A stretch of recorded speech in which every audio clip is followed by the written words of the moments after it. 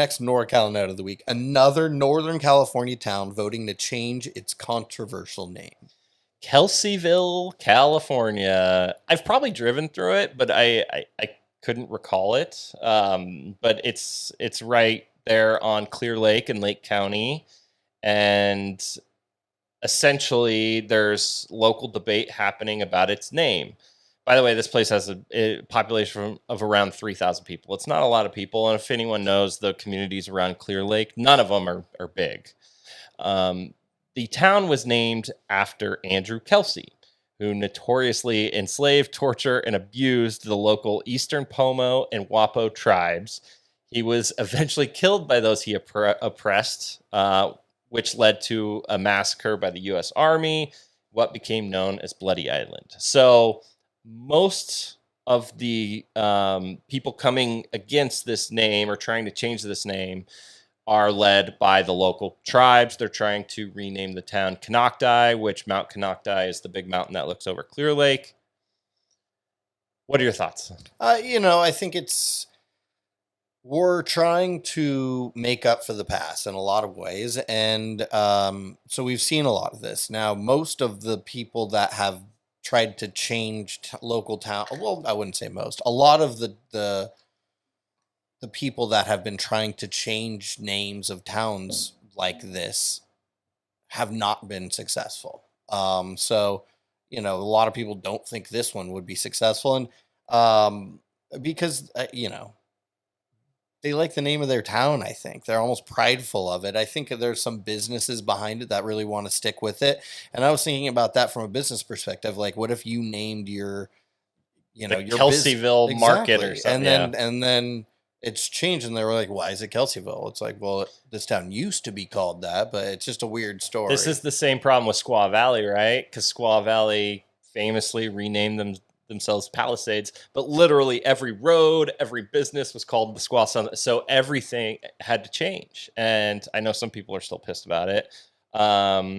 Just for reference, Fort Bragg went through this in 2020 when they had this argument. It was like Bragg was he did terrible racist things, as did most people back, in the 1800s. Unsuccessful. That was unsuccessful. In fact, they eventually said, well, why don't we keep the name? We'll just have it named after another Bragg. And I think they just kind of gave up on it. Yeah, I remember that. That makes sense to, hey, let's just name it after someone else so we're not tributing this person. What a smart idea. That actually was a smart idea. Very good solution. In June 2022, the California State Parks unanimously voted to change the name of, and I hate even saying this, the name, the Negro Bar Recreation Area on Lake Natoma in Folsom. One's unanimous. One's unanimous. It's now known as Black Miners Bar. So you're still, you're giving that heritage tribute to the people. That's because it was named after a group of African Americans who mined, and that's so now today we could say Black Miners Bar. I don't know if we'll be able to say that in 20 years. Who knows? And then, the state of California has actually been doing this a ton, where they've been changing names to Native American names. So Patrick's Point over on the Humboldt coast is now called Sumac Point. I have a feeling most people still call it Patrick's Point. Yeah, I honestly didn't know that. And I could go deeper, but of course, Patrick, this man, did terrible things to Native Americans. I didn't know they renamed it. Yeah. Oh yeah. But that's in Oregon. No. Is that here? Yeah. It's right on the coast near Trinidad.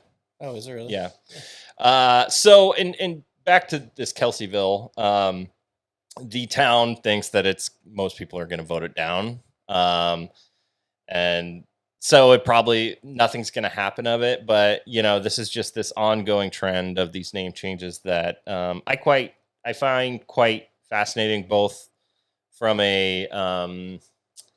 from the standpoint of our society in general, but also from the standpoint of history. And what's interesting is where we learn the histories of these people in these areas based on these name changes, which I think ultimately, even if it doesn't go through, like if the name Kelseyville stays the name Kelseyville, at least we'll know, the atrocities that went on in that area in the 1800s.